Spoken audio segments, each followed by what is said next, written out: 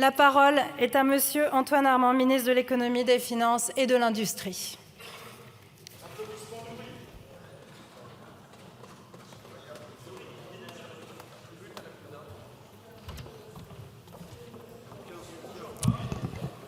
Merci Madame la Présidente.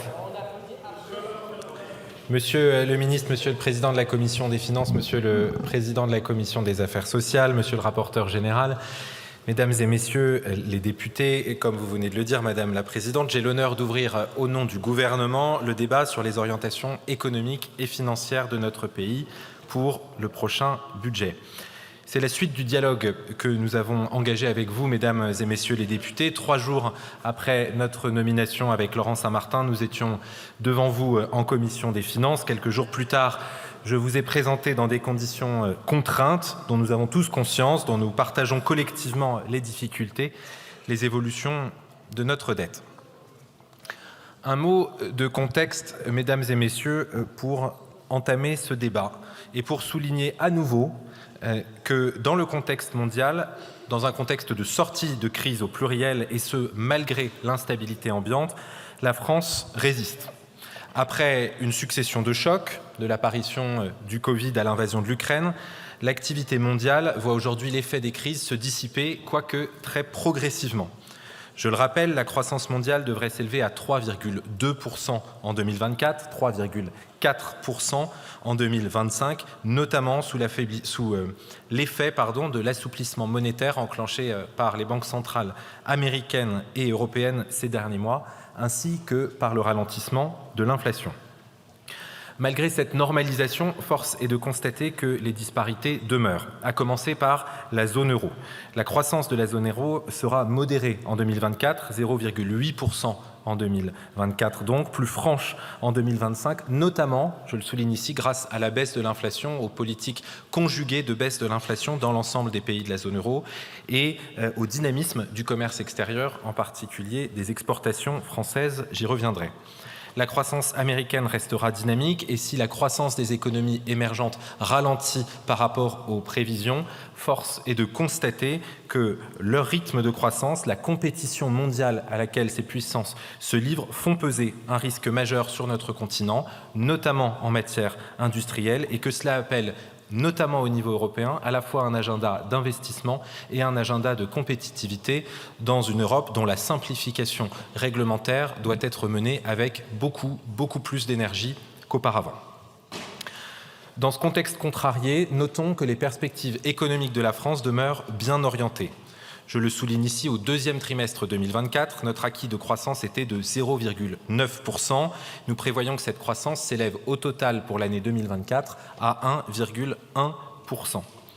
C'est ce même niveau, 1,1% de croissance, que nous estimons pour 2025, avec une composition qui devrait évoluer, et c'est important de le souligner, la baisse de l'inflation, les taux d'intérêt, et donc une augmentation de la consommation des ménages et de l'investissement des entreprises, avec un retour à un meilleur niveau des marges des entreprises non financières, et de l'investissement global. Le pouvoir d'achat aussi macroéconomiquement devrait augmenter en 2024. Les estimations font état de 2%, ce qui nous permet d'estimer une hausse de la consommation que nous avons transmise dans le plan structurel de moyen terme de 1,3% en 2025, avec, durant cette même année, une création nette de 100 000 emplois. Et je le disais tout à l'heure, portée notamment par une augmentation des exportations qui devrait croître de 3,4% en 2025, malgré le déséquilibre persistant et préoccupant de notre balance commerciale. À moyen terme, à la fois l'assouplissement du crédit, le retour à la normale de l'inflation, 1,8% prévu pour la France en 2025, et les soutiens publics apportés à notre économie devraient permettre à la croissance de progresser de 1,4% en 2026, puis 1,5% en 2027 et en 2028. Cette trajectoire reflète à la fois l'amélioration du taux d'activité et du taux d'emploi, porté selon les différents instituts par la réforme de l'assurance chômage, le soutien à l'apprentissage, la réforme des retraites qui ont permis de créer 1,3 million d'emplois depuis 2019. Je souligne aussi la progression de notre taux d'emploi, qui n'a jamais été aussi haut depuis qu'il a été mesuré la première fois en 1975 par l'INSEE. Il est porté par une plus grande participation au marché du travail et des leviers, et par les leviers qui poussent à cette participation au marché du travail, qu'il s'agisse du logement, à la garde d'enfants par exemple. Au-delà de ces chiffres, ces résultats montrent clairement que nous progressons. Nous sommes plus attractifs, plus compétitifs et l'inflation continue à baisser, celle qui a tant affecté nos compatriotes ces dernières années.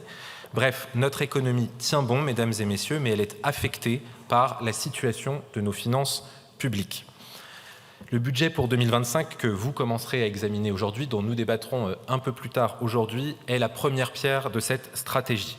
Elle vise certes à soutenir notre dynamisme économique, mais elle doit viser avant tout à réduire nos déficits et nous donner un horizon de désendettement.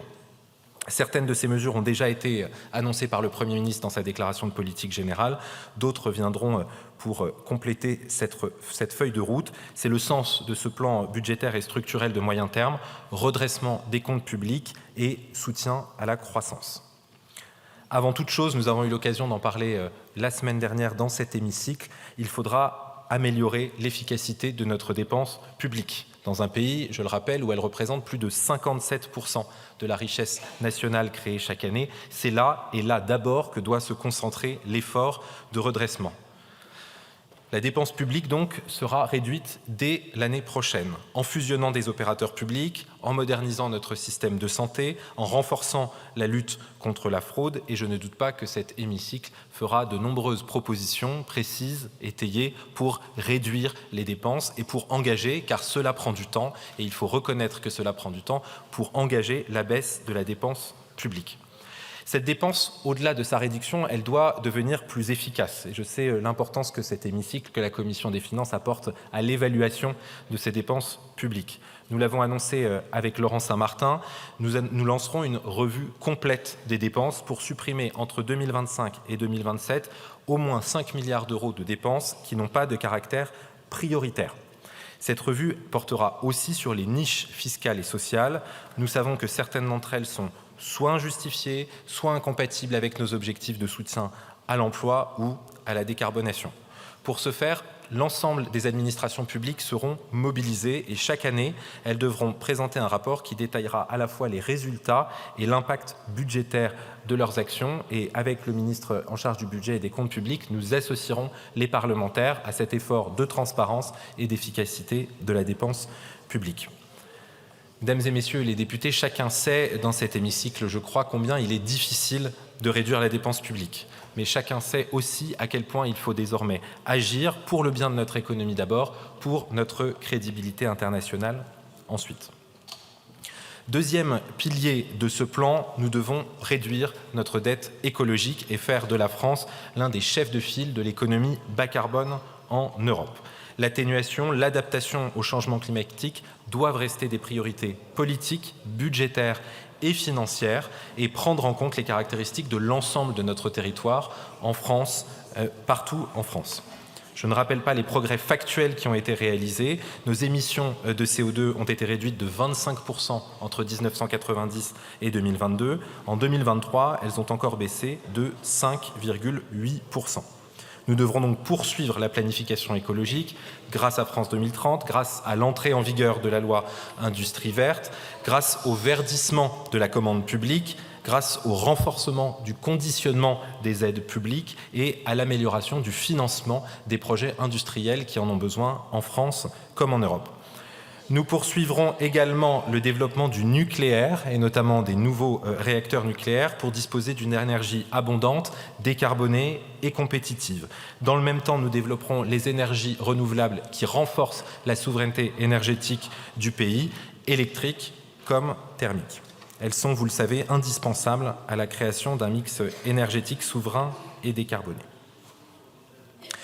Il faudra aussi maîtriser notre besoin en énergie, maîtriser la demande énergétique, à la fois en accentuant les efforts de sobriété et de rénovation énergétique dans tous les secteurs, y compris, et nous y prendrons notre part, au sein des bâtiments appartenant à l'État. En plus d'un objectif de décarbonation, cet agenda de réforme vise à renforcer notre économie en fournissant à nos entreprises une énergie décarbonée pour poursuivre la réindustrialisation. La réindustrialisation, c'est le troisième pilier de cette stratégie de moyen terme. Réindustrialiser l'ensemble du territoire, simplifier la vie des entreprises, investir dans l'innovation. Pour continuer à ouvrir des usines et pour créer des emplois industriels, nous voulons donner à tous les Français les moyens de contribuer à ce projet national. C'est dans ce sens que le Premier ministre a annoncé sa volonté de mobiliser l'épargne de nos compatriotes en la fléchant mieux vers des projets industriels pour que tous les Français puissent directement soutenir l'industrie française.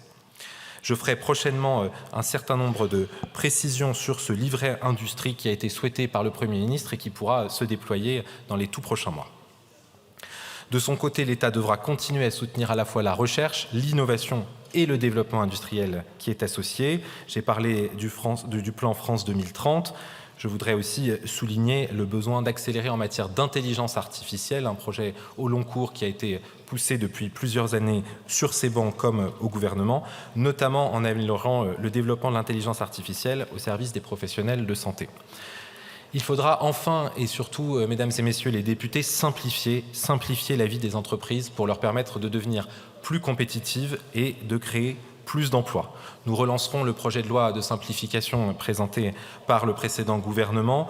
Nous lancerons aussi un plan de simplification réglementaire drastique avec la suppression de normes, la réduction de la charge administrative et en particulier les droits des TPE et des PME qui pourront être rapprochés de ceux des particuliers, je le dis ici, en matière d'assurance, de gestion bancaire et quotidienne, qui sont des freins réguliers à la création d'activités et d'emplois. Ce soutien au dynamisme de l'économie doit enfin nous permettre de soutenir l'emploi, de soutenir le niveau de vie au quotidien des Français.